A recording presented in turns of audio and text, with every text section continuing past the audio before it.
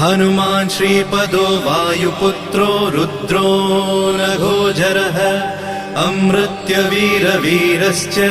ग्रामवासो जनाश्रयः धनदो निर्गुणः शूरो वीरो निधिपतिर्मुनिः पिङ्गाक्षो वरदो वाग्मी सीता शोकविनाशकः शिवः शर्वः परो व्यक्तो व्यक्तो धराधरः पिङ्गकेशः पिङ्गरोमा श्रुतिगम्यः सनातनः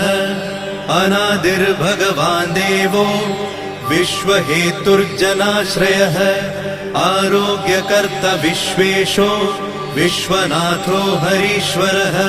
भर्गो रामो रामभक्तः कल्याणप्रकृतिस्थिरः विश्वम्भरो विश्वमूर्तिर्